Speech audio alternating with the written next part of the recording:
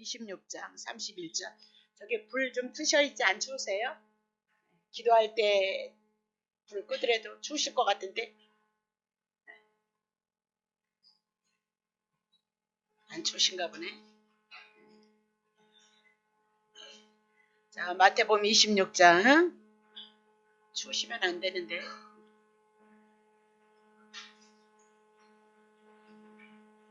26장 31절부터 30절부터 합시다.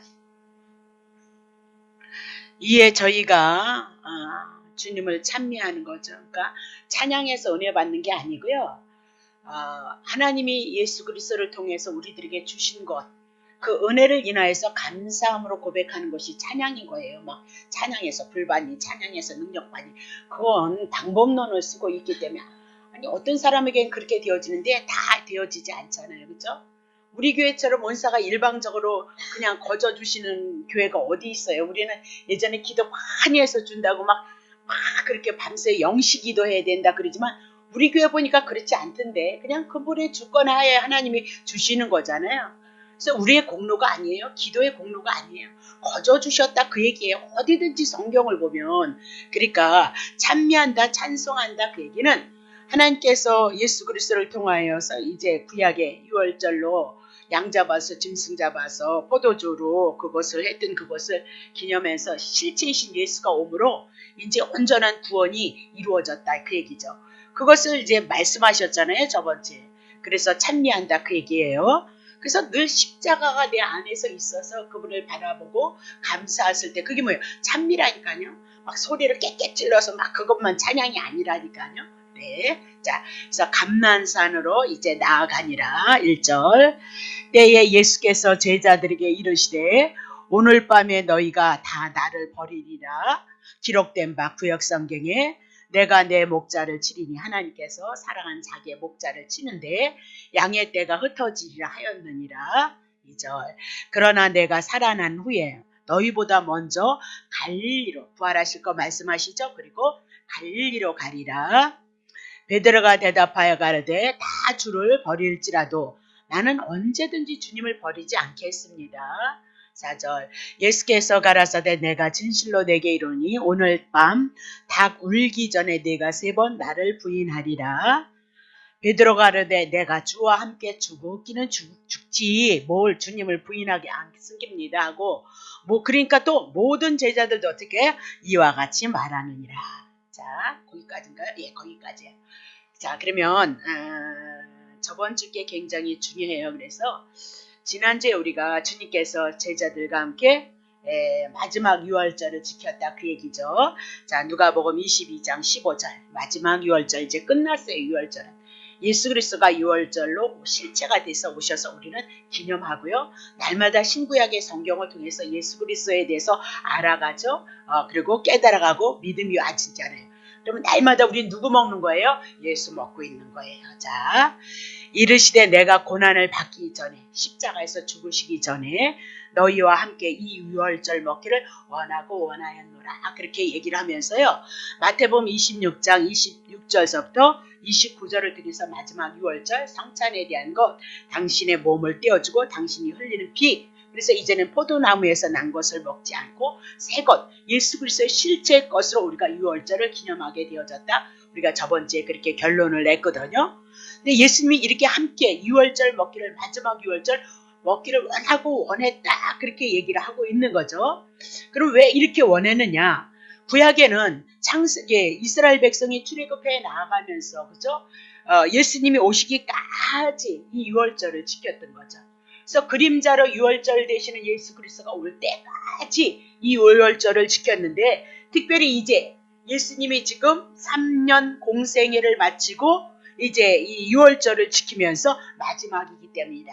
그래서 이 마지막 유월절을 통하여서 예수 그리스도가 실체가 되셔서 당신이 완성시킴으로 이제는 이렇게 유월절을 지내지 않아도 예수 그리스도의 십자가의 사건과 부활에 대한 사건이 우리의 영혼의 양식이 되어지고 믿음이 되어져서 내 안으로 믿음이 와질 것을 말씀하고 있는 거죠.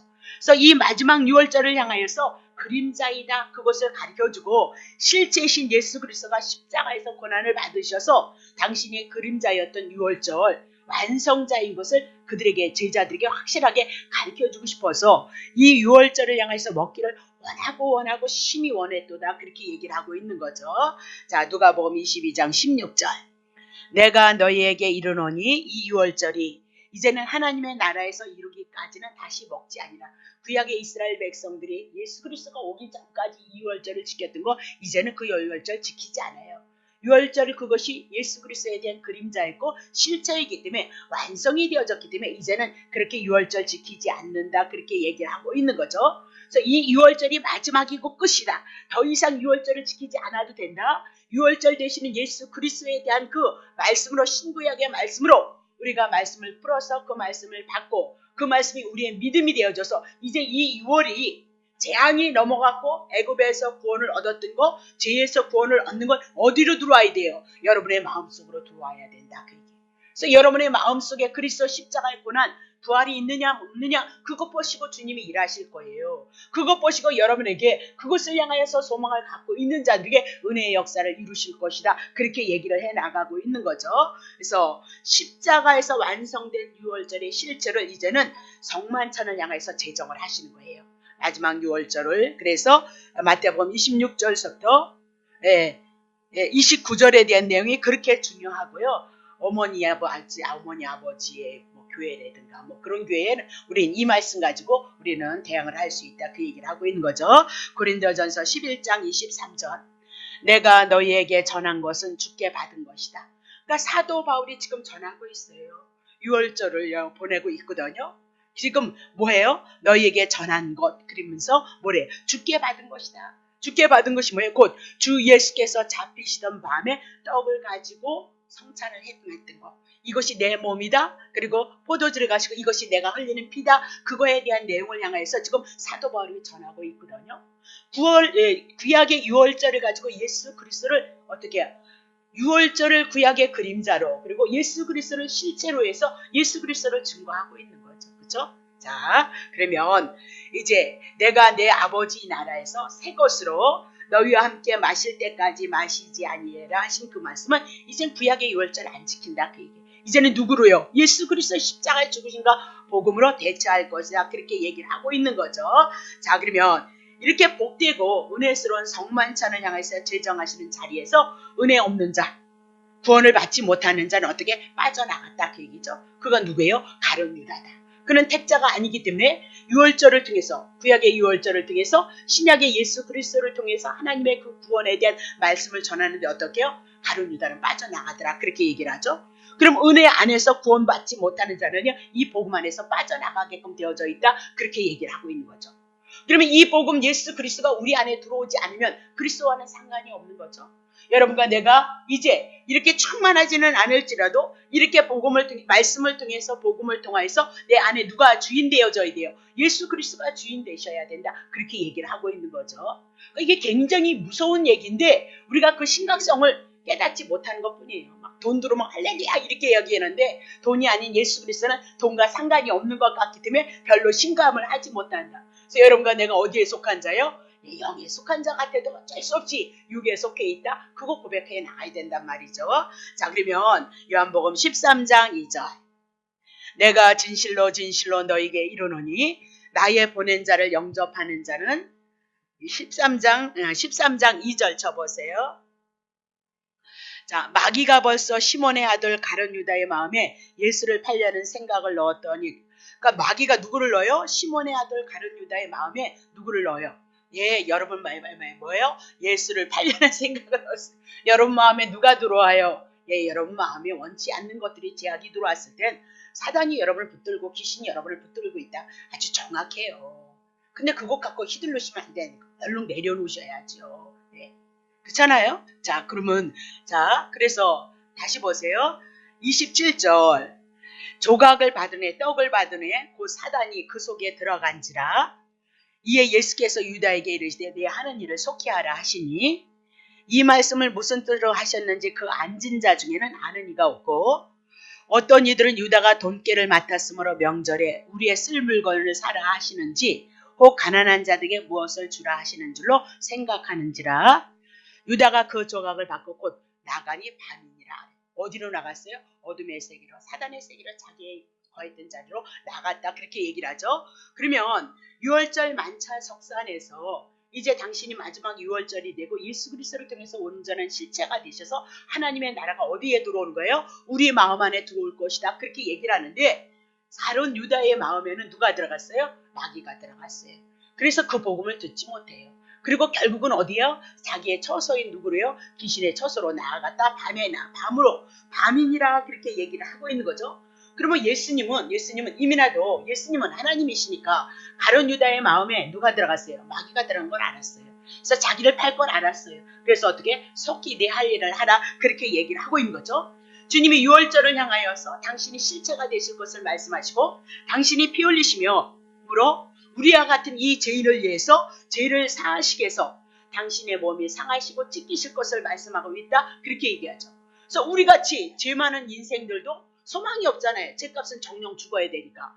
죄 없는 인생들에게 십자가를 통해서 소망이 있게 하시는 그 복음, 영생이 있게 하시는 그 복음, 임마누엘이 되게 하시는 그 복음을 증거하는데, 선포하는데, 그 복된 자리에서 누가요? 가룟 유다는 영영 떠나고 그의 뭐예요? 밤으로 자기의 처소로 찾아갔다, 그렇게 얘기를 하고 있는 거죠. 자, 마태복음 26장 31절 보세요. 때에 예수께서 제자들에게 이르시되 오늘 밤에 너희가 다 나를 버리리라, 그랬죠. 그러니까 유월절 어린 양으로 오셨으니까 예수님의 유월절 그날에 어떻게 해요? 십자가에서 죽으셔야 된다는 거죠. 고난을 받으셔야 된다는 거죠. 그러니까 때에 예수께서 제자들에게 이르시되 오늘 밤에 너희가 다 나를 버리라. 그러니까 예수님이 십자가에서 죽으시면 예수님의 제자들을, 예수님이 따랐던 사람들은 다 누구를 버려요? 예수님을 버려요. 근데 그것이 기록된 바예요. 기록된 바. 내가 목자를 치리니 양의 떼가 흩어지리라 하였느니라. 이미나도 구약 성경에 예언하셨다는 거죠. 그래서 만약에 예수님이 십자가에서 죽는데 사람들이, 예수님의 제자들이 다 도망가지 않았다, 그는 그리스도 아니에요. 이미나도 스가랴 선지자를 통해서 예언했고, 예수님이 치심을 당함으로 십자가에서 죽으심을 당하는 그 사건이 있으면 양의 떼가 흩어질 것이다, 그렇게 얘기를 하고 있는 거죠. 자, 그러면 이것은 이미나도 마태복음 26장을 통해서 십자가의 사건이 있었을 때 예수님의 제자들이 어떻게 해요? 예수님을 따랐던 무리가 다 도망가죠. 그래서 그 말씀이 그대로 이루어지고 성취되어진다, 그렇게 얘기를 하고 있죠. 그리고 가룟 유다를 내보내신 후에 예수님께서 11 제자들에게 말씀하셔요. 나를 인하여서 너네들이 실족하게 되리라. 너네들이 나를 다 버리고 도망갈 것이다, 라고 그렇게 얘기를 하고 있는 거죠. 그러면 예수님께서는 이렇게 일어나는 일을 지금 보고 있는 거죠. 그래서 예수님의 제자들에게 무엇을 말씀하고 있어요? 감당할 수 없는 연약한 믿음을 가진 자들이다, 그렇게 얘기를 하고 있는 거죠. 그러면 크게 보면 예수님의 제자들이 예수님을 버리고 배반하고 가나, 가룟 유다가 예수님을 버리고 가나 뭐가 다르냐, 그렇게 얘기를 하죠. 여러분이나 예수 믿는 자나 믿지 않는 자의 양심 선언을 한다면, 아니 믿지 않는 자들도 착한 사람 말로 많거든요. 여러분보다 더 의로운 사람들도 많고요. 네, 그렇잖아요. 그러니까 그런 거는 50보 100보이니까 그거는 뭐 얘기할 것이 아니다니까요. 예수를 믿느냐 안 믿느냐, 특별 은총 가운데 있느냐, 특별 견청인, 특별 계신 예수 그리스도를 믿느냐 안 믿느냐로 갈라진다는 거 여러분 놓치시면 안 된다, 그렇게 얘기하죠. 스가랴서 13장, 자, 기록된 데를 찾아가는 거죠. 성경에 그날에 죄와 더러움을 씻는 셈이 다윗의 족속과 예루살렘의 거민 하나님이 택한 백성들을 위해서 열릴 것이라는 거예요. 그러면 그 이전에는 어땠을때요? 죄와 더러움으로 있었다, 사망 가운데 고통 가운데 있었다, 그렇게 얘기를 하고 있는 거죠. 자, 2절 보세요. 만군의 여호와가 말하노라. 그날에 내가 우상의 이름을 이 땅에서 끊어버리라. 그러면 죄로 인하여서 고난을 당하는 그들은 뭐 했대요? 우상 숭배했던 자들이다. 그러니까 맞아야지, 당연히. 그렇죠? 네. 이 땅에서 끊어서 기억도 되지 못한, 이제는 그거 끊어주겠다는 거예요. 그럼 이스라엘 백성이 뭐 하나님 앞에 그 죄 문제 해결했나요? 아니에요. 죄 문제 해결하지 않았어요. 하나님께서 양 잡고 소 잡아서 그들을 용서해 줄 것을 가르쳐주고 있고요. 실제로는 예수 그리스도가 오셔서 치심을 당하고 매를 만지셔서 여러분과 내가 회복되어질 것을 말씀한다, 그 얘기죠. 자, 거짓 선지자 거저와 더러운 사기를 이 땅에서 떠나가게 할 것이다. 거짓 선지자 하나님의 말씀을 변개했던 거죠. 그러니까 구약에도 그렇게 거짓 선지자들이 참 너무너무 많이 있었다. 근데 거짓 선지자와 참 선지자를 구별하지 못했기 때문에 다 당했다. 그렇게 얘기를 하고 있는 거죠. 자, 그러면 13장 7절 어떻게 예루살렘에게 죄가 용서가 되어지느냐? 만군의 여호와가 뭐라라? 칼아 그럽니다. 칼은 뭐예요? 심판을 얘기해요. 그러면 우리가 왜 심판을 받아야 돼요? 이스라엘 백성들이 왜 죄 가운데 더러운 가운데서 바벨론의 포로가 되어져야 돼요? 우상숭배, 거짓 선지자들의 말을 들었기 때문인 거죠. 그러니까 죄값은 정령 죽으리라 그렇게 얘기했죠. 따먹으면 정령 죽는다. 죄값은 사망이다. 그것이 뭐예요? 칼인 거죠. 심판인 거죠. 그래서 이스라엘 백성은 죄를 인해서 지금 심판을 입는데 칼아 깨어서 내 목자 내 짝된 자를 치라. 그럼 우리가 죄인이기 때문에 내가 심판을 받아야 되는데 누구를 치래요? 하나님의 목자, 내 짝된 자를 치라. 하나님의 목자이신 예수 그리스도를 향해서 대신 이스라엘 백성들이 매 맞고 죽어야 되는데 누가 맞아야 돼요? 하나님께서 보내신 하나님의 아들 예수 그리스도가 내 목자다. 그렇게 얘기하면서 내 짝된 자를 치라. 목자를 치면 양들이 흩어질 것이니와 작은 자들이 흩어지면서 또 하나님께서 거기서도 남은 자들이 있어요. 구원받는 무리가 많은 거 아니에요. 작은 자들 위에는 내가 내 손으로 그들을 어떻게 다시 들이우리라 안으리라 품으리라 그렇게 얘기를 하고 있는 거죠. 자, 그러면 구약에서 하나님의 사랑하신 내 목자 내 짝된 자가 도대체 누구냐? 마태복음 3장 17절 하늘로서 소리가 있어 말씀하시되 이는 내 사랑하는 아들이고 내 기뻐하는 자다. 아무나 하나님의 목자 아니에요. 죄인된 여러분과 나는 이스라엘 백성은 하나님 앞에 원수되어져 있거든요. 사단이 그들을 붙잡고 있거든요. 근데 누구만요? 하나님께서 보내신 하나님의 아들만 우리를 위해서 치심을 당할 거예요. 예수 그리스도를 향해서 내 사랑하는 자라, 내 짝된 자다, 내 목자이다, 뭐라 그래요? 그렇게 얘기를 한단 말이죠. 자, 그러면 이스라엘 백성들이 하나님 앞에 심판 가운데 있을지라도 장차 저들에게 하나님이 은총 베풀 것을 말씀하고 있죠. 구원이 있을 것을 향해서 말씀하고 있어요. 근데 그 구원이 그냥 구원이 있어 할렐루야 이렇게 하지 않는다는 거예요. 죄값 칼이 하나님의 공의가 반드시 심판을 거쳐서 하나님의 공의를 드러내야 된다 그 얘기죠. 그러면 하나님의 공의를 만족시키시는 분이 누구예요? 내 목자, 내 짝된 자, 내 사랑하는 하나님의 아들 예수 그리스도를 보내셔서 그가 치심을 당함으로 말미암아 예루살렘의 거민들에게 죄와 더러움에서 씻을 것을 향해서 예언했다 그렇게 얘기를 하고 있는 거죠. 그러면 하나님께서 이 은혜를 베푸시는 방식이 굉장히 독특해요. 자, 다시 보세요. 9절 보세요. 3장 7절 스가랴 3장 13장 7절 만군의 여호와가 말하노라 칼아 깨어서 내 목자 내 짝된 자를 치라. 목자를 치면 양이 흩어지거니와 작은 자들 위에는 내가 내 손을 들이울 건데 8절 여호와가 마누라 이 온 땅에서 그죠? 이 온 땅에서 쉽게 말하면 그러면 유대인들을 말씀하고 더 넓게 하면 이 땅을 다 얘기를 하죠. 3분지 2는 멸절을 당해요. 계시록에서 여러분의 3분지 1 멸절되고 3분지 1 남는 거 아시죠? 그러면 3분지 2는 멸절을 심판을 받고요. 3분지 1은 거기서 남아요. 그 남는 자가 있어요. 3분지 1이 여러분과 나가 택한 자예요. 자, 9절 보세요. 우리 계시록 했으니까. 내가 그 3분지 1을 불 가운데 던져서 3분지 1 남은 자들은 멸절 말고 남은 자들이 있죠.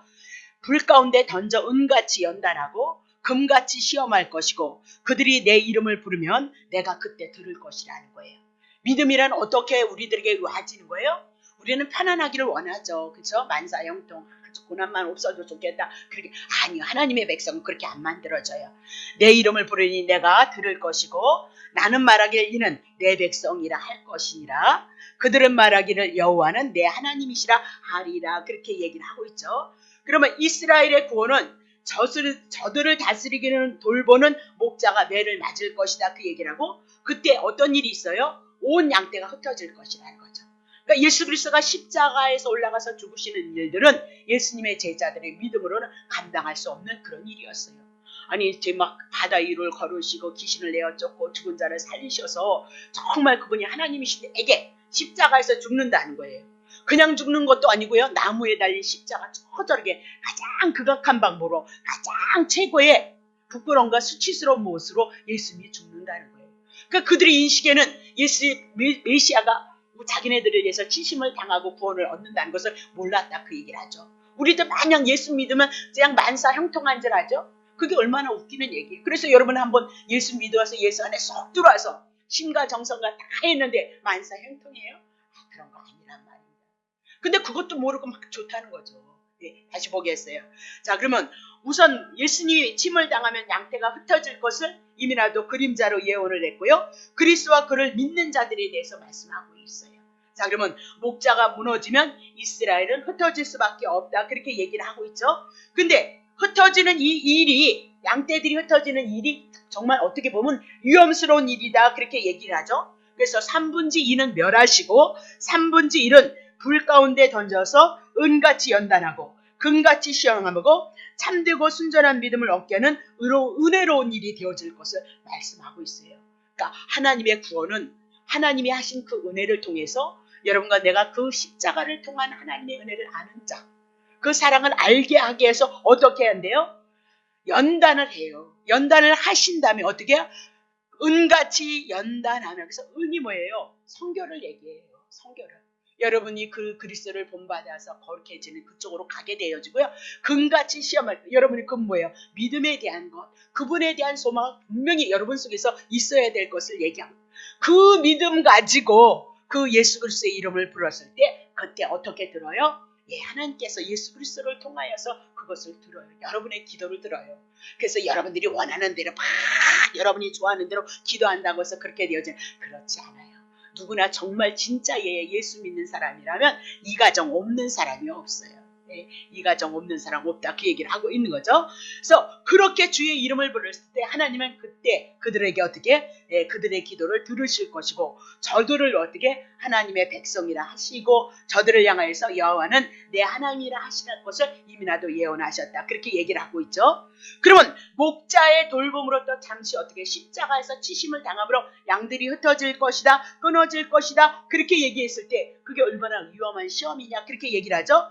그러나 동시에 실패를 거쳐서 더 온전한 믿음과 온전한 은혜에 이르게 하시는 것이 누구예요? 하나님이 하시는 거예요. 누가 이 믿음을 통해서 훈련이 없고 연단이 없는 사람이 어쩌면 사생아일지도 몰라요. 그러니까 그런 사람들이 와서 막 떠들고 막 간증하면 나 무섭다니까. 왜? 난 지금도 연단이고 난 지금도 훈련이거든요. 여러분 삶도 다 그런 거 아니겠어요? 이런 예수님이 거룩한데 여러분 거룩해요? 거룩하지도 않고 여러분 마음대로 막 살아간다면 여러분 이상한 거예요. 왜 만지지 않겠어요? 네? 아니 그분이 선하신데 여러분은 너무 악하다 그러면 분명히 여러분은 하나님의 자녀라면 분명히 선하게 만드실 건데 악함이 뭐 때문에 와요? 교만 때문에 오는 거잖아요. 네? 여러분이 왜 막 죄 가운데 여러분을 막 물어요? 교만 때문에 그래요. 네? 그리스도가 내 중심이 되어지지 않았을 때 내 중심으로 있었을 때 우리는 그게 우리에게 충분히 온다니까요. 근데 그걸 못 보는 거예요. 우리가 미련하고 어리석기 때문에 하나님이 간섭하지 않으면 스스로 겸손해지지 않아요. 온유히 해질 수도 없고요. 다 무너졌다가 다시 어떻게 해요? 하나님의 백성으로 연단해서 어떻게 해요? 은같이 금같이 심하고 그때서의 그 믿음을 가지고 어떻게 주님의 이름을 부르면 그때 붙는다 그렇게 얘기를 하고 있는 거죠. 그러면 우리가 예수님의 치심을 당함으로 다 뿔뿔이 헤어졌던 것처럼 이렇게 편안한 시대 속에서도 우리는 하나님을 사랑해요? 마음뿐이다 그 얘기예요. 진실로 하나님을 사랑하고자 해서 하나님의 뜻을 이루기를 원하는 마음은 있지만 여러분이 삶으로 고백해 나가요? 아예 우리가 그거 감당하지 못하고 살아가고 있잖아요. 그렇다면 이런 것들을 통해서 하나님 우리를 훈련하시는데 참 예수님이 제자들이 다 도망갔잖아요. 그러면 예수님의 제자들이 도망가서 다시 모으시는 것도 주님이 하신다 그랬거든요. 그러면 우리의 믿음이 좋은 것이 아니라 하나님이 우리를 사랑하시는 그 사랑하심이 너무너무 큰 거예요. 십자가에서 죽으시기까지 여러분과 나의 구원을 이루셨는데 그분이 우리를 그냥 놔두겠어요? 너무너무 큰 거예요. 그래서 여러분을 간섭하시는 거예요. 그래서 여러분을 은같이 금같이 해서 진짜로 다 내려놓고 온전히 예수 그리스도 한 분을 바라고 기대하고 소망할 수 있는 자들로 만드는 거예요. 그게 진짜 믿음이다. 그렇게 얘기하죠. 자, 이런 모든 것들이 예수 그리스도 안에 있는 것들이 다 예언이 되어졌어요. 스가랴 9장 9절 보세요. 시온에 따라 하나님의 택한 시온 구원의 백성들을 얘기하는데 크게 기뻐해라. 예루살렘에 똑같아요. 따라 즐거이 부를지어다. 보라 내 왕이 이스라엘 백성들에게 시온의 예루살렘 딸들에게 임할 것인데 그는 공의롭다는 거예요. 그래서 구원을 베풀며 겸손하여서 나귀를 타며 나귀의 작은 것 곧 나귀 새끼를 타요. 공의롭다는 거예요. 하나님의 법을 죽으면 율법을 지키면 복이에요. 율법을 지키지 않으면 저주예요.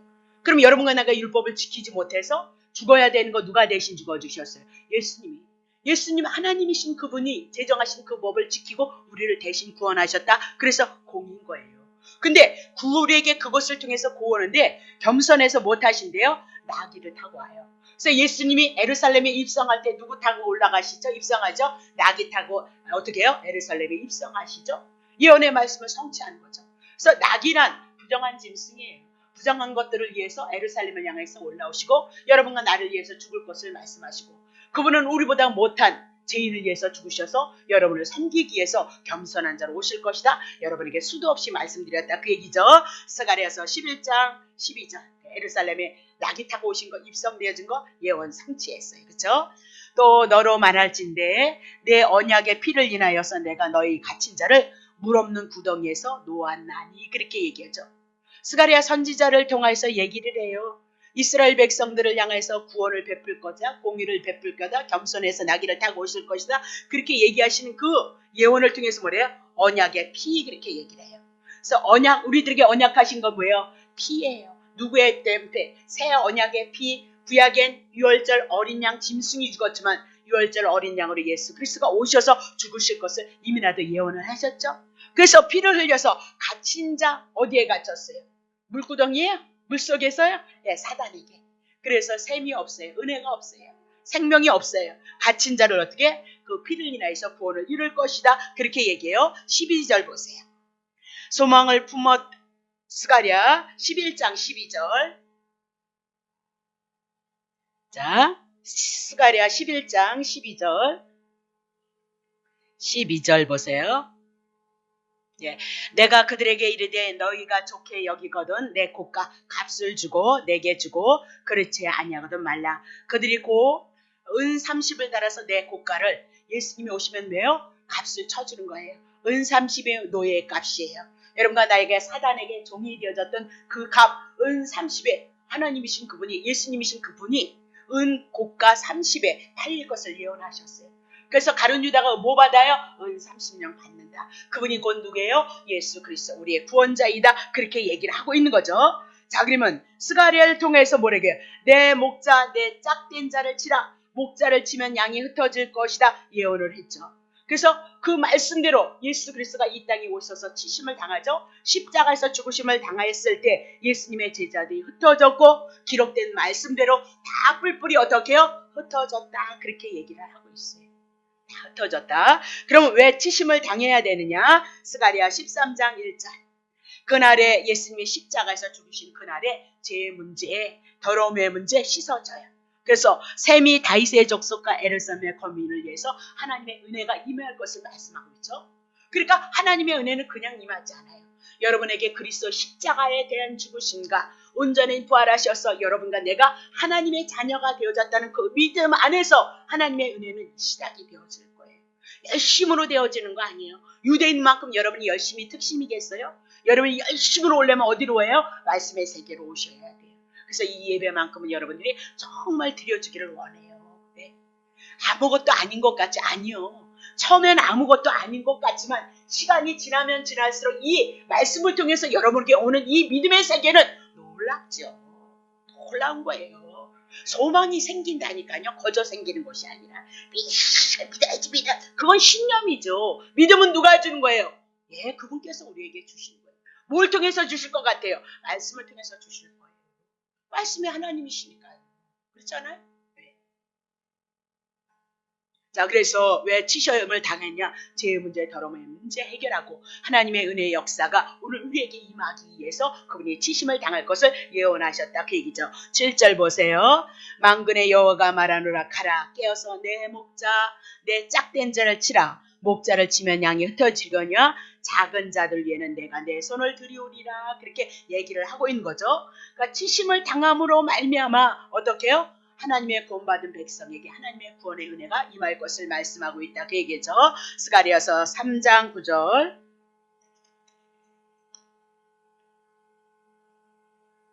예.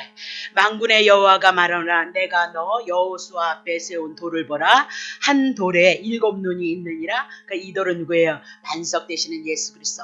예수 그리스도 안에 7눈 성령 뭐야? 7영 그래서 완전한 하나님의 영 얘기하고 있어요. 그래서 요한계시록에 7개를 향해서 7영으로 말씀하고 있는 거 여러분 기억하시죠? 내가 새길 것을 새기며 이 땅의 죄악을 어떻게 하루에 제해버리고 언제요? 구약의 이스라엘 백성들이 6월절 하룻밤에 하나님의 구원이 있었던 것처럼 예수님이 6월절 그 절개 그 날에 오셔서 십자가에서 죽으심으로 내가 구약의 6월절 양으로 제물되어져서 이스라엘 백성이 애굽에서 건져졌던 것처럼 이제 세상의 죄악에서 내가 하룻밤을 향해서 6월절 그날의 죽음으로 뭐를 제해요? 죄악을 제하리라 그렇게 말씀하고 있는 거죠. 그러니까 구약의 말씀이 없지 않으면 우린 예수가 누구인지 몰라요. 구약의 말씀하신 대로 다 이대로 그대로 날짜까지 맞춰서 예수님이 오시면 내가 누구예요? 그리스도이시고 하나님이심을 증거하고 있는 거죠. 이렇게 우리에게는 정확하신 하나님의 말씀으로 우리에게 믿음이 착착착착 들어오게끔 되어져 있다. 그렇게 얘기를 하고 있는 거죠. 그러면 이 목자가 누구인가 얘기했지만 로마서 1장 2절 이 복음은 그쵸? 복음은 하나님의 선지자들 구약의 선지자들로 말미암아 그의 아들에 관하여서 성경에 미리 약속하신 거예요. 그러면 복음은 예수님이 죽으시고 살리셔서 나를 내 죄를 죽고 나를 살리시는 그런 모든 사건들은 하나님의 선지자, 구약의 선지자로 이미 말씀했다는 거예요.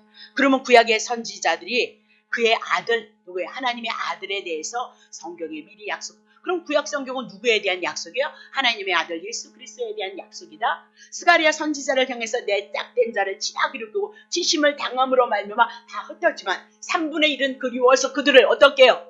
하나님의 은혜 가운데 은으로 금으로 연단하셔서 그때 부르면 들을 것이고 그들을 내 아들이라 들 것이고 그들은 여호와 하나님을 믿게 할 것이다. 그렇게 얘기를 해나가고 있는 거죠. 그죠? 자, 그러면 이 목자는 성경에 미리 약속하신 예수 그리스도이다. 마태복음 26장 28절 이것은 제사함을 얻게 하려고 많은 사람을 위하여 흘리는 바 나의 피 곧 언약의 피니라. 그렇게 얘기하죠. 그러면 하나님의 아들 예수 그리스도는 제사함을 얻기 위해서 십자가에서 죽으심을 당할 것을 말씀하고 있죠. 봐요. 나의 피, 예수님이 흘리시는 십자가에서 흘리는 것 뭐예요? 언약의 피예요. 그러면 구약에 뭐 약속하셨다? 예수 그리스도를 보내셔서 십자가에서 죽으실 것을 말씀하시고 스가랴 선지자를 통해서 내 목자가 치심으로 양이 흩어질 것을 말씀하시고 신약에 와서 예수 그리스도가 십자가 지시니까 예수님의 제자들이 다 도망갔고 따랐던 무리가 다 도망갔죠. 그러나 요한과 누구예요? 마리아들은 어떻게 찾아왔죠. 쫓아왔죠. 그렇죠? 여러분 그거 참고하시면 됩니다. 그러면 이 모든 말씀은 뭐예요? 스가랴 선지자를 통해서 예수님이 이제 얼마 안 남았어요. 그렇죠? 십자가에서 죽으시는 사건 28장을 향해서 끝나고 있거든요. 그러면 마지막 6월절을 통해서 당신이 뭐예요? 6월절로서 이제는 이 6월절이 끝나고 언약이 끝나고 실체가 되어져서 늘 예수 그리스도가 우리 속으로 네가 나에게 어떻게 해요? 임마누엘이 되어질 것을 말씀하고 있죠. 임마누엘. 여러분과 함께하고 있을 것을 말씀하고 있고 내 속으로 들어오는 6월절을 보내야 된다. 그 얘기를 하고 내 속에서는 믿어지지 않는데 성찬식만 하면 뭐하냐 하니까요. 그래서 믿음이 안 와지면 먹지 말라 그렇게 얘기를 하고 있잖아요. 네. 믿으면 제사함을 얻게 하는 언약의 피이기 때문에 그 얘기죠. 32절 봅니다. 이제 마태복음 자 보세요. 그러나 내가 살아난 후에 너희보다 먼저 갈릴리로 가리라 그렇게 얘기를 하죠. 갈릴리로 가라요. 갈릴리에서부터 복음을 시작했어요. 그래서 갈릴리는 뭐예요? 천한 곳, 어두운 곳 그렇게 얘기를 했어요. 그래서 그곳에서부터 예수 그리스도가 오셔서 복음을 시작하셨는데 살아나신 후에 또 어디로 가겠대요? 갈릴리로 가겠다 그렇게 얘기를 하고 있죠. 마태복음 28장 6절 그가 여기 계시지 않고 그의 말씀하신 대로 살아나셨느니라 와서 그의 누우셨던 곳을 보라. 7절 또 빨리 가서 그의 제자들에게 이르되 그가 죽은 자 가운데서 살아나셨고 너희보다 먼저 갈릴리로 가시나니 거기서 너희가 배우리라 하라. 보라 내가 너에게 일렀느니라 하고는 이미라도 갈릴리로 갈 것을 말씀하셨어요. 그래서 빨리 가라 그렇게 얘기를 하죠. 그러면 제자들이 이제 실패를 겪고 처음 저들을 부르시고 함께 천국 복음을 전파하기 시작했던 것으로 되돌아가라 그렇게 얘기를 하죠. 지금 예수님의 제자들은 어떻게 다 도망갔죠. 그러면 제자들로서의 삶을 실패했던 거죠. 실패했던 그 자리에 다시 주님이 찾아가시고 다시 회복시키실 것을 향해서 말씀하고 있다 그 얘기죠. 요한복음 21장 4절 이것은 예수께서 죽은 자 가운데서 살아나신 후에 세 번째로 누구들에게 나타나셨어요? 제자들에게 나타나신 거죠. 그럼 어디에서 나타나신 거예요? 갈릴리에서 나타났다. 그렇게 보시면 돼. 앞뒤 보면 그렇거든요. 그러면 예수님께서 부활하시고 갈릴리 바다에서 저들을 처음 부르실 때와 마찬가지로 밤새 고기를 잡아도 잡지 못한 거죠. 근데 배의 오른편에 그물을 던지게 해서 많은 고기를 잡게 하시고 세 번 주를 모른다고 부인한 베드로에게 세 번 반복해서 내가 주를 사랑하나이다라고 고백하고 어떻게 해요? 사명을 맡기시는 분이 누구예요? 예수님이시다. 그렇게 얘기를 하고 있죠. 그러면 스가랴 예언을 인용하면 어떻게 해요? 그를 따르는 제자들이 흩어질 것이다 예언을 했고요. 그죠? 실패한 후에 저희보다 먼저 갈릴리로 가리라 하셨던 그 말씀이 스가랴 선지자의 말씀과 연관이 되어진단 말이죠. 다 흩어지는데 3분의 2는 멸하고 3분의 1은 다시 어떻게 해요? 들이오리다. 내가 안으리라 품으리라 그렇게 얘기하고 그들을 연단하고 훈련해서 그들을 어떻게 해요?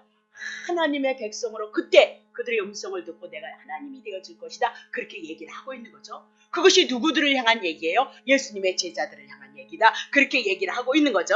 자, 그러면 약대가 목자를 입고 흩어지니 3분의 1을 들이우리라 그랬던 것처럼 흩어진 예수님의 제자들을 어떻게 다시 모을 것을 알리신 것이다. 그것이 요한복음 21장의 어떤 과정을 통해서 이루어지는 것이다. 그 얘기죠. 그러면 아주 중요한 것이 있어요. 이제 말씀은 다 끝났어요. 자, 이렇게 하심으로 실패한 저들을 어떻게 용서하시고 잃어버린 모든 것을 다시 회복시켜 주시는 것이다. 그 얘기를 하고 있죠. 그러면 연약하여서 실패한 예수님의 제자들을 하나님의 나라 새 것으로 강하게 하시고 복음 전파하는 일을 감당하게 하실 것을 말씀하고 있다. 그렇게 보셔야 돼요. 자, 33절 보세요. 베드로가 대답하여 가로되 다 주를 버릴지라도 나는 언제든지 버리지 않겠다. 그것이 자기 마음의 표현이었죠. 거짓된 내용은 분명히 아니었다. 그 얘기입니다. 34절 예수께서 가라사대 내가 진실로 내게 이르노니 오늘 밤 닭 울기 전에 내가 3번 나를 부인하리라. 그렇게 얘기를 하죠. 얼마나 열정이 출중하냐 그 얘기예요. 목사는 눈 말고 귀 걸려서 모르지만 예수님은 누구예요? 하나님이셨어요. 그래서 3번 부인할 것을 알고 냉정하게 그렇게 지금 말씀하고 있는 거죠. 네가 나를 사랑해서 따라오는 것이 아니고 내가 너를 사랑함으로 내가 너를 사랑해야 내가 너를 끝까지 붙들어야 내가 나를 따라온다. 그 얘기를 하고 있는 거죠. 그 얘기하고 있는 이건 너무나도 중요한 거예요. 그래서 오늘 우리는 내 속에서 자기의 의는 빠지셔야 돼요. 그것이 복음을 아는 자들이에요. 여러분이 겸허하고 겸손하게 하나님이 하셨습니다. 그것을 고백하고 하나님이 또 하실 것입니다. 하나님을 바라는 긍휼을 바라는 그 기도 속에 여러분이 오셔야 그 기도 속에 하나님의 은혜를 베푸신다니까요. 네. 뭐 해놓고 못 달라고 가슴 내미시면 안 된다니까요. 아니 성경은 구약서부터 다 그렇게 되어졌어요. 우리가 성경을 모르니까 그리는 거죠. 네. 다시 보겠습니다. 자, 그러면 35절 아니다 그 얘기죠. 베드로가 가로되 내가 주와 함께 죽을지언정 주를 부인하지 않겠나이다 하고 모든 제자들도 이와 같이 말씀. 그러니까 베드로의 체질을 지금 알고 있다 그렇게 얘기를 하고 있죠. 그런 모습을 가지고 뭐라고 얘기해요? 26장 41절 보세요. 시험에 들지 않게 깨어 있어 기도하라. 그냥 기도만 하면 우리가 되어지느냐? 그렇게 안다니까. 마음에는 원이라되 그렇게 얘기해요. 마음은 그 마음 뭐예요? 영혼이요. 우리의 영혼, 하나님의 은혜를 입은 우리의 영혼은 그렇게 하고 싶어 한다. 근데 육신이 약하도다라고 그렇게 얘기하고 베드로의 상태는 어떤 상태예요? 육의 모습을 갖고 있는 상태, 연약한 상태이다라고. 지금 한 번도 아니고 두 번도 아니고 세 번을 통해서 부인했거든요. 그럼 베드로는 확실하게 자기의 의지를 가지고 고백을 했던 거예요. 그럼에도 불구하고 자기의 힘으로 자기의 능으로 예수님을 따르는 일을 할 수 있었냐? 할 수 없었다. 그렇게 얘기를 하고 있는 거죠. 그러면 그 얘기를 뭐 그렇게 하니까 무슨 예수님의 제자들도 뭐예요? 우리도 모든 제자도 이와 같이 하겠나이다라고 그렇게 고백을 했다. 그렇게 얘기를 하고 있는 거죠. 그러면 우리는 이 말씀을 통해서 주님이 우리에게 하고 싶은 얘기가 무엇일까요? 정말 그렇게 따르고 싶었음에도 불구하고 베드로가 3번을 향해서 죽을지언정 절대 부인하지 않겠는데 부인할 것을 말씀하셨거든요. 우리들에게 말씀하고 싶은 말이 있으실 거잖아요. 그렇죠? 그러면 이 얘기는 뭐냐면 근본적으로 주님을 믿고 주님을 따르는 일이 사람으로서는 감당할 수 없는 일이라는 것을 우리들에게 가르쳐주고 있는 거죠. 베드로에게 가르쳐주고 있다. 자, 우리가 자기를 부인하고 자기의 십자가를 지고 주를 따르는 믿음을 한결같이 지키는 일이 예수님의 제자들로서 원칙적으로 되어진 일이 아니다. 그렇게 얘기를 하고 있어요. 우리의 힘, 우리의 능력, 그럼 여러분 왜 안 하셨어? 여러분 지금 저녁 예배 나오시는 것도 너무너무 큰일이시잖아요. 그죠? 가정 놔두고 남편 놔두고 자식 놔두고 피곤한 한 몸을 가지고 이렇게 나온 것도 정말 대단한 일이거든요. 근데 오늘 너무 감사하게 예배를 드리지만 하루의 삶을 뒤돌아보면 다 누구 중심 속에서 살았어요. 네, 여러분과 나의 육신의 삶 속에 때로는 근심해야 되고 걱정해야 되고 그러면서 살아가는 거죠. 왜 근심해요? 여러분을 사랑하고 여러분을 위해서 근심하는 거지 주님을 위해서 여러분 근심하셔요? 한번 여러분들이 은사 기도를 받으시면 내가 주님을 위해서 무엇을 할까요? 그리고 여러분 찾아가셔서 은사 기도 받으시면 그게 딱딱 맞을는지도 모르겠네. 왜? 여러분 이제는 바뀌어야 돼요. 네, 여러분 마음이. 물론 충분히 이해해요. 저도 하나님의 말씀을 온전히 지켜내지 못하는 자고 실수투성이니까 인정을 한다니까요. 근데 이제 복음이 들어오고 그리스도가 내 안에 들어오면 이젠 가치관이 바뀌는 자가 되어져 있죠. 애들은 맨날 자기를 위해서 해달라고 그러잖아요. 콩알딱지만한 것들은. 네? 하원이요. 박인준 선교사 딸이 이만해 그렇게 먹는데요. 예. 그러니까 거기다 써놨어요. 엄마는 빼짝빼짝 만나가는데 딸은 통통해가지고 살라면 해 뭐라 그러더라. 예? 더 달라고 그린다나 어쩌대나 안 주면 운다고 그랬는데 그렇게 이제 카톡에 올려놔서 내가 웃었는데 그러면 우유먹여라 몸이 상하면 안 되니까 내가 그렇게 얘기를 했거든요. 애기들은 누구만요? 자기만 주장해요. 자기만요. 그러나 성장한 사람은 얼마든지 부모는 언제든지 자식을 내어놓죠. 여러분 자식들에게 그만한 학원비 왜 보내요? 자식 사랑하니까 그러는 거 아니에요? 부모가 자식을 사랑하듯이 어른이요. 누구를 사랑해요? 어린아이가 누구를 사랑해요? 자기만 사랑하는 거예요. 거기에 머물러 있으면 어린아이는 하나님의 나라를 유업을 누리지 못해요. 하나님의 은혜와 하나님의 은총을 실제로 여러분과 내가 누리지 못한다. 그렇게 얘기를 하고 있잖아요. 여러분과 내가 어떻게 장성해질까요?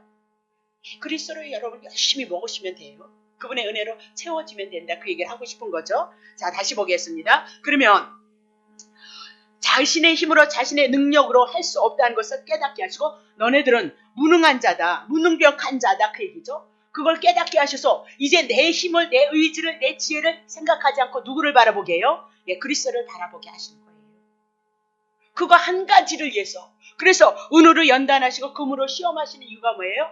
그리고 나서 그들이 은으로 거룩해지고 믿음으로 하나님 앞에 믿음으로 서서 하나님 앞에 부르짖었을 때 그때 응답하시겠다. 그렇게 얘기를 하고 있잖아요.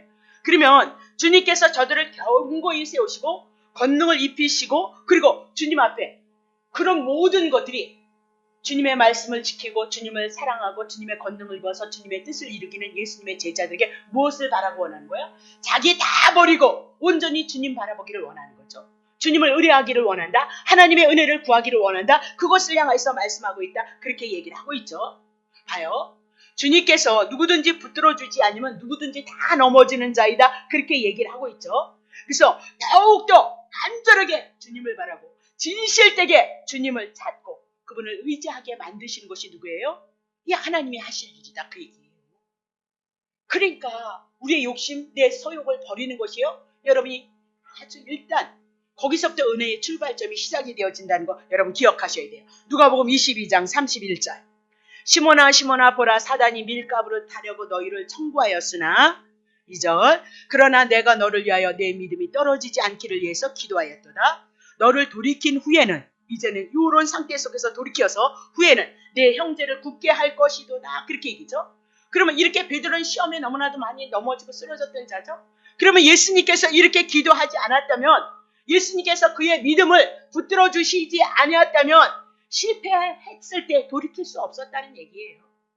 오늘 우리가 이만한 믿음을 가지고 이곳에 오셔서 예배를 드리신 것도 그래도 여러분과 내가 하나님의 백성이 하나님의 자녀이기 때문에 여러분에게 믿음을 주시고 여러분을 붙들어 주셨기 때문에 오늘 이 자리까지 왔다라고 그렇게 얘기를 하고 있죠. 분명히 잠시 잠깐 그는 어떻게 해요? 실패할 것을 아셨어요.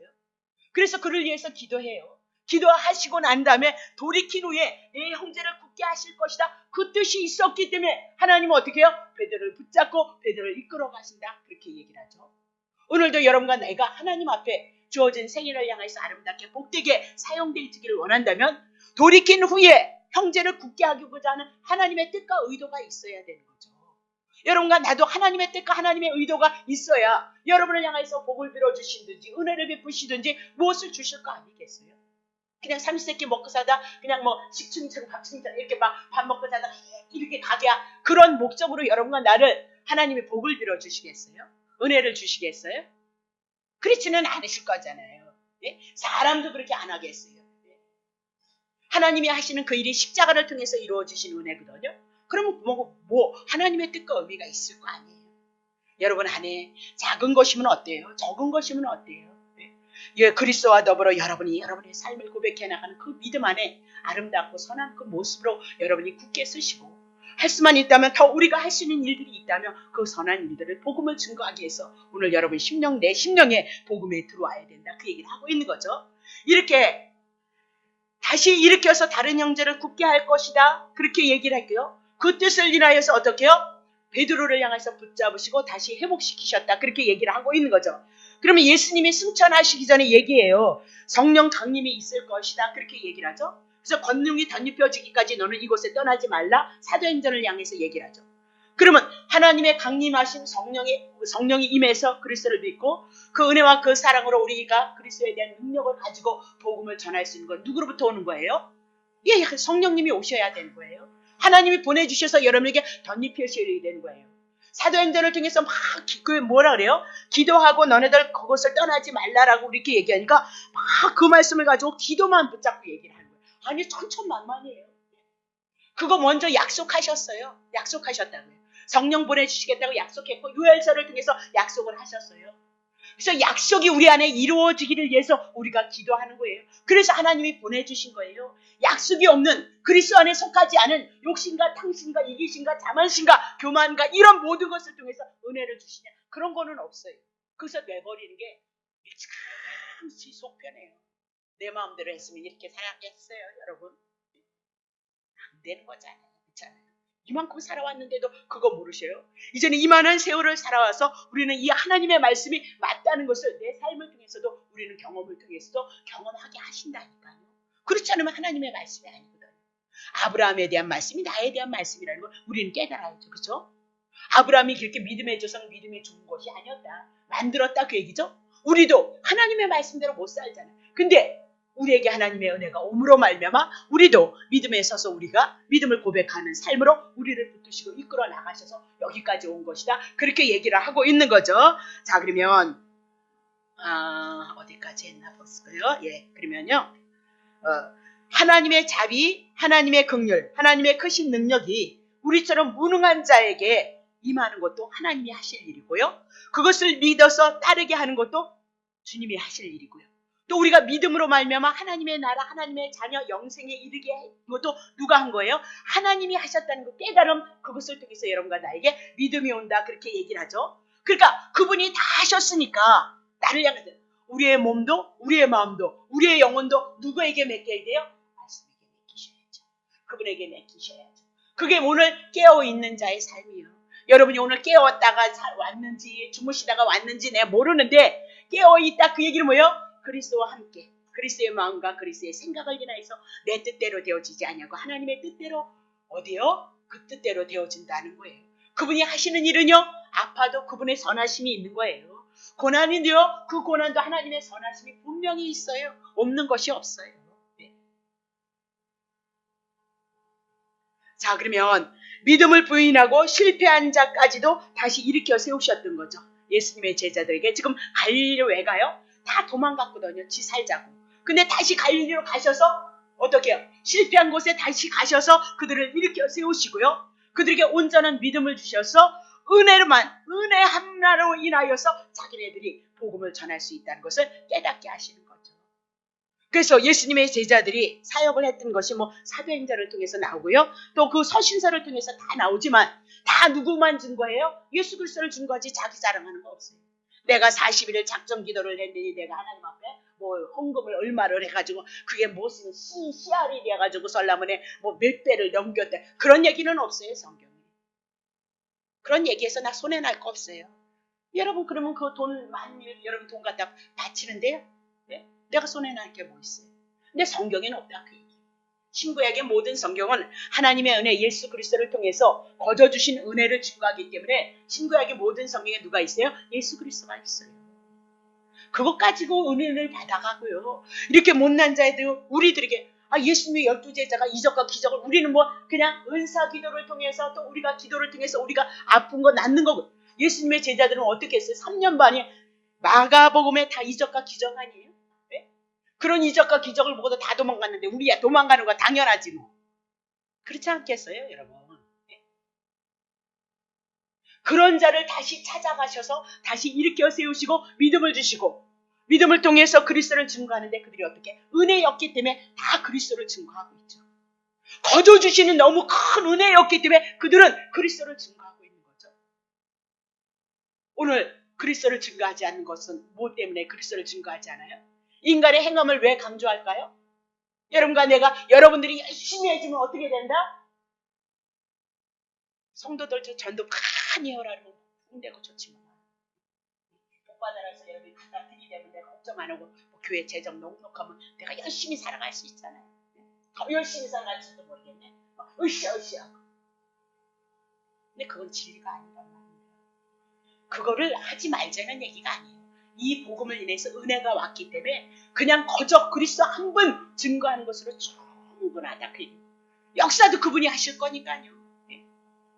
내가 막 강조를 하잖아요. 말씀이 최고입니다. 말씀이 너무너무 그래도 여러분 형편이 그래서 그랬지만 정말 여러분 속에 정말 말씀이 최고입니다. 말씀 하나입니다. 그것을 붙잡고 말씀을 상고할 수 있는 사람들이 얼마나 될까나요? 그건 싸움이에요 여러분.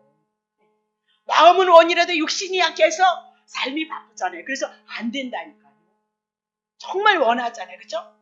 정 목사님이 얘기하는데 말씀이 최고라니까 한번 은사도 그렇고 기도도 그렇고 충성도 다 해봤고 헌금도 다 해봤지만 효과를 못 봤을까? 근데 마음은 원인데 육신이 약해서 정말 안 되잖아요. 어쩌면 우리는 그것조차도 하나님 앞에 기도해서 하나님의 은혜를 붙잡혀야 말씀 보는 일도 해요. 그것조차도 하나님 앞에 기도하셔야 된다니까요. 다시 봐요. 나는 할 수는 없으나 하나님께서는 하실 수 있으므로 나 같은 죄인에게도 뭐예요? 소망이 누구에게 있어요? 하나님께 있게 하는 거죠.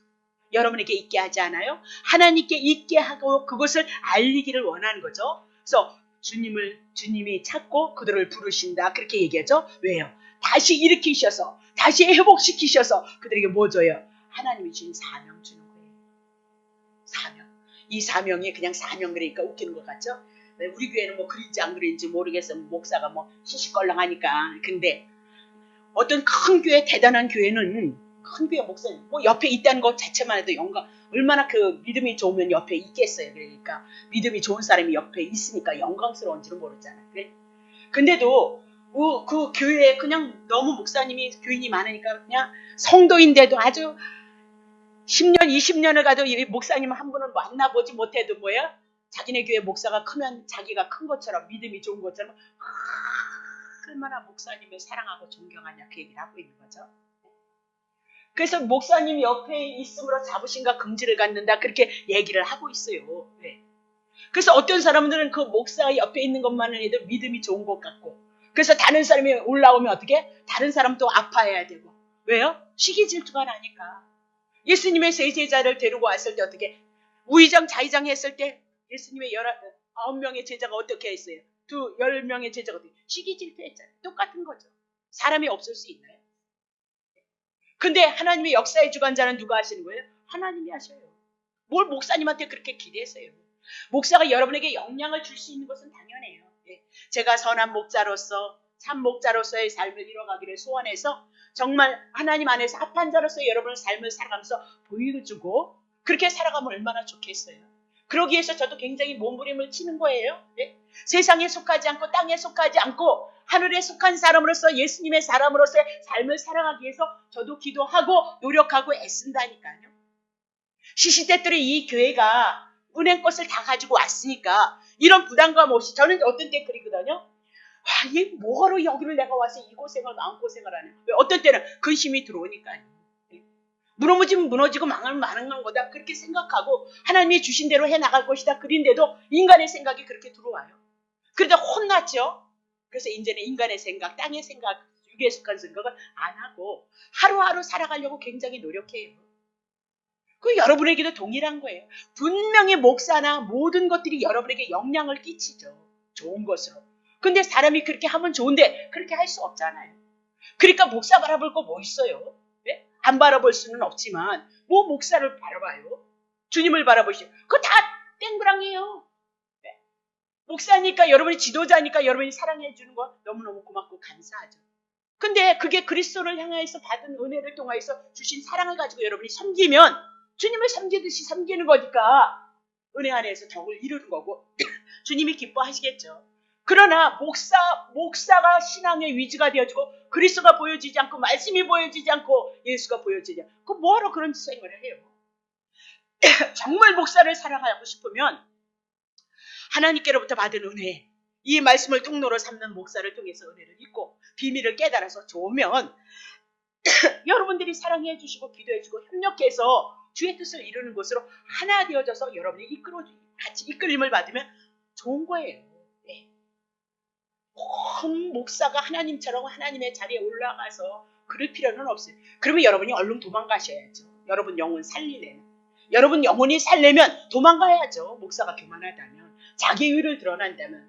인간이니까 어쩔 수 없이 저도 잘난 척을 하겠지만 그래서 다른 교회 얘기 안 하려고 하는데 자꾸 나와서 걱정이지 잘난 척을 하려고.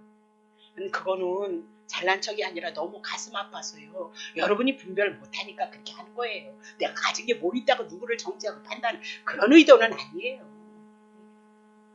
자, 그래서 실패한 것으로 끝나지 않아요. 하나님의 백성은요. 네? 예수님의 제자들 다 도망갔잖아요. 네? 저주까지 해버렸잖아요. 근데도 끝나지 않아요. 다시 찾아가셔서 다시 어떻게 말씀하는 거죠. 야, 나와 함께 가자. 내가 함께 해야 된다. 그래서 하나님 앞에 기도하자. 그리고 나와 함께 가자. 그렇게 우리들에게 세워주고 있다. 그 얘기죠. 요한복음 13장 36절. 시몬 베드로가 가로되 주여 어디로 가시나이까? 예수께서 대답하시되 나의 가는 곳에 내가 지금은 따라올 수 없으나 후에는 따라와요. 예수님이 가시는 곳이 십자가죠.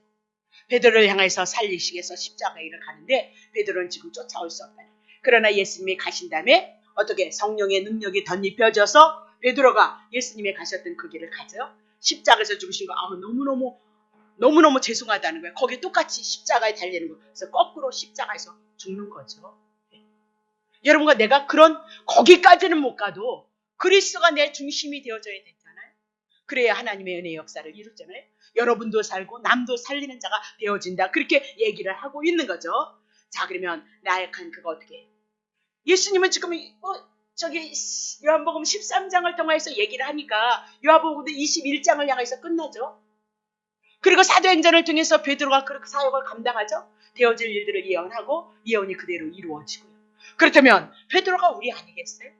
우리가 그리스도를 통해서 내가 무너지고 그리스도가 내 안에서 중심으로 세워지고 그것을 바라보고 내 힘으로 되어질 수 없고 능으로 되어질 수 없고 하나님이 믿음 주시고 우리 일으켜 세우시고 우리와 함께 하셔서 임마누엘이 되신다면 나도 살리심을 은혜로 받고 남도 은혜로 살리심을 받는 자가 되어질 수 있도록 하나님은 그 일을 할 것이다. 그렇게 얘기를 하고 있는 겁니다. 정리합니다. 자, 그러면 우리가 제자들은 자신의 차원을 넘어서 하나님이 일하시는 거잖아요. 그죠?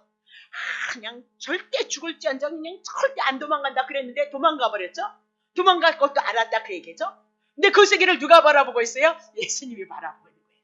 그럼 우리의 마음대로 되어지는 거 같죠? 여러분의 주어진 삶도 여러분의 계획대로 여러분 뜻대로 되어지지 않죠? 하나님이 십자가에서 죽으신 그 은혜와 그 사랑을 가지고 여러분을 향해서 계획해 나간다니까요. 여러분을 향해서 일을 해 나갈 것을 향해서 말씀하고 있다. 그렇게 얘기를 하고 있죠. 저들을 위해서 주님이 기도함으로 그 기도가 베드로의 기도가 어떻게 해요?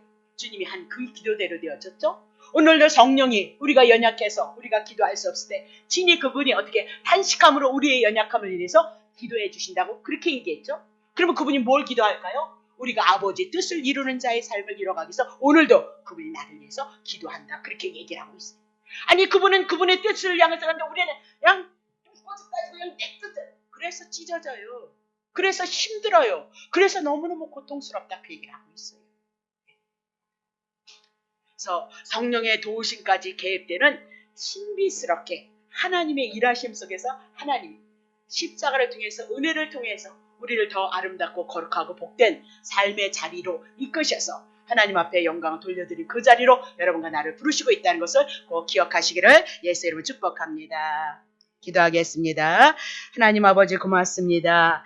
이 밤에도 이렇게 하나님 앞에 예배할 수 있도록 도우시고 다시 한번 하나님의 귀한 말씀을 상고할 수 있도록 도와주시고 이 말씀 속에 더욱더 그리스도께서 예수님의 제자들을 향하셔서 행했던 그 모든 모습이 우리를 향해서 찾아오시고 우리를 세우시고 우리를 축복하시는 말씀으로 우리에게 임했음을 기억하고 우리에게는 소망이 없음을 기억하고 주님을 찾고 주님을 의지하여서 다시 한번 그 그리스도의 부활하심에 동참할 수 있는 은혜 가운데 우리에게 임하여 주셔서 복음으로 진리로 생명으로 우리를 이끌어 가주셔서 하나님 앞에 영광 돌려드릴 수 있도록 주님 축복해 주옵소서. 감사드리며 예수님의 이름으로 기도합나이다. 아멘.